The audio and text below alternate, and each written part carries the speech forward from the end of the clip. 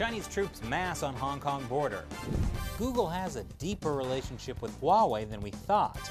And the secret of U.S. foam. Yeah, foam. That and more on this week's China Uncensored.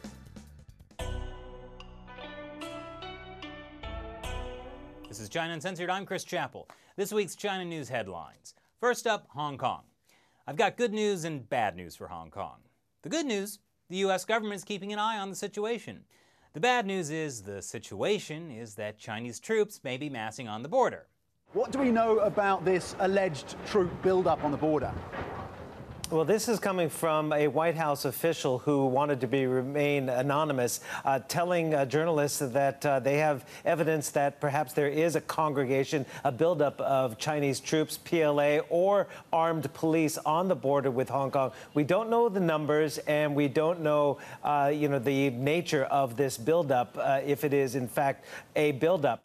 Yes, the nature of the thing, if it indeed is a thing, is a thing. But I don't want to make a thing out of it.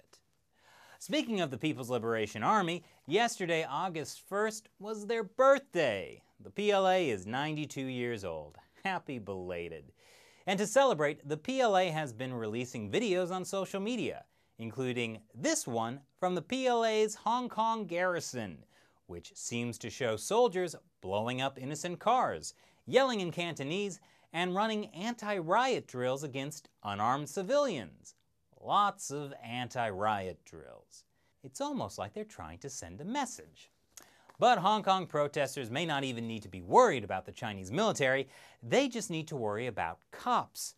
This Hong Kong policeman started waving his shotgun at protesters with his finger on the trigger. Police later said the gun was loaded with beanbag rounds and that the officer was in fear for his life. Yeah, he looks terrified. So Hong Kong police officers may not know good trigger discipline, but there is one thing they do know. Triads. Remember that triad attack on protesters a week ago? Hong Kong police knew about it ahead of time. The police have now admitted they had intelligence days before the attack that something was going down, but they chose not to act on the intelligence. Sounds to me like a secret plot by the Hong Kong government. A secret plot where the protests get more dangerous, then they get more media attention, and then the government is forced to give in and give Hong Kongers their freedom back. Or maybe the police are just incompetent. A Texas man has been convicted of stealing trade secrets for China. According to federal prosecutors, the 54-year-old man named Shan Shi sent more than $3 million from China to fund his efforts to steal a Houston company's process for manufacturing a durable, lightweight foam that's essential for deep-sea oil and gas drilling. China's even trying to steal our foam secrets. Wait, the US has foam secrets? Google and the Chinese telecom company Huawei may have had a deeper relationship than previously thought. According to the tech news website The Information, Google and Huawei were involved in several product development projects. That came to an end when the Trump administration essentially banned Huawei from the US market, calling it a national security threat. One of the projects was a Huawei-branded smart speaker that used Google Assistant. It would have been called AI Cube, a nice, friendly name that conjures up nice, friendly images. Really a shame we won't be seeing that in our homes anytime soon. Meanwhile, China is expected to roll out a tough new expansion of a cybersecurity law. It would in part forbid certain data from leaving China, or at least slow the process of dispatching data, which would increase uncertainties and costs for business. Cybersecurity laws in China have allowed the Chinese regime to maintain a tight grip on data and information within China, eliminate data privacy, and serve as a legal means for the party to steal Western intellectual property. The sad part about all this is the new rules are going to hurt companies like Cisco and Dell, the very same companies that helped build China's vast network of surveillance systems and control. My heart bleeds for them. Facebook has been desperate to get into China ever since it was banned there. But now they may have a powerful bargaining chip, digital currency. Facebook announced its plan to create its own cryptocurrency called Libra. Introducing Libra, a new global currency designed for the digital world. And here I thought the Borg cube was scary. The issue for China is they've been trying to make their own cryptocurrency since about 2014. Why? According to NPR, a digital currency would allow China's central bank to record every single transaction with high precision in real time. That would be a powerful tool for control in a society where almost everything is paid for digitally. And according to a Chinese crypto expert, China relies on the mobile payment sector immensely. We have had a long lead time over Libra with the success of WeChat and Alipay, but Libra represents a huge threat on mobile payments.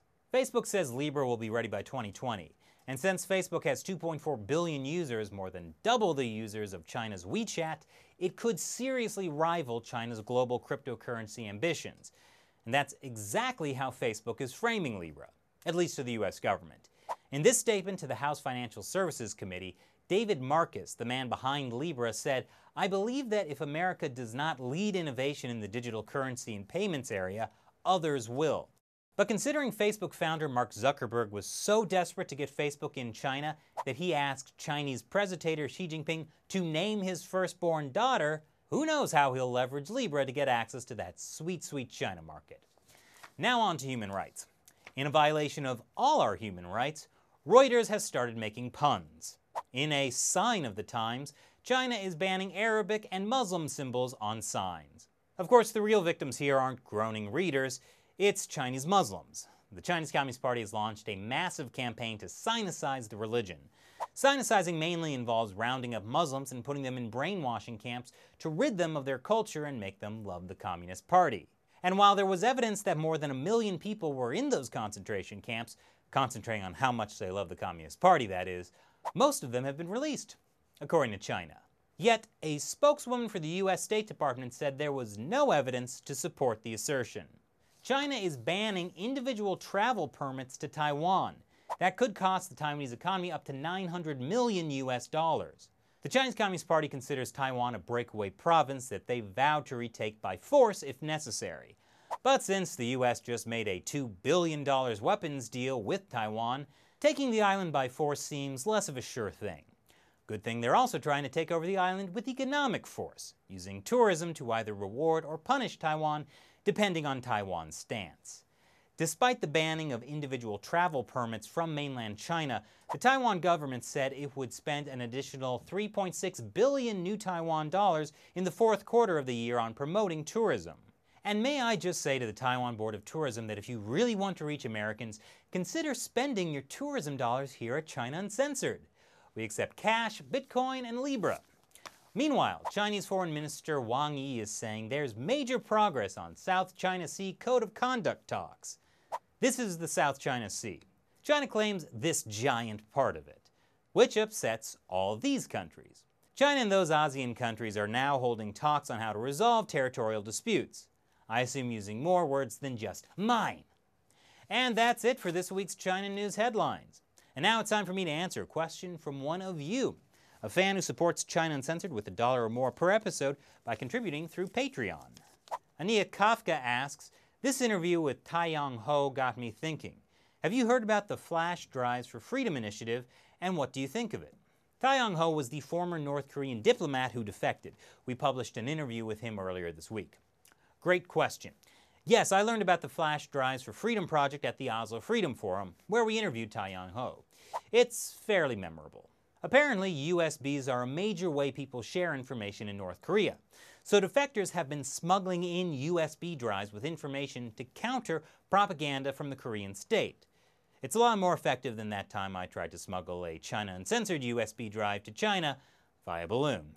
If you're interested in helping out, you can visit flashdrivesforfreedom.org and donate your old USBs or donate money. Every dollar lets them send one USB drive. Thanks for your question. And thanks to everyone watching. We could not make this show without your support, whether it's supporting us through Patreon or just watching and sharing the show with your friends and family. So thank you from me and everyone on the China Uncensored team. Once again, I'm Chris Chappell. See you next time.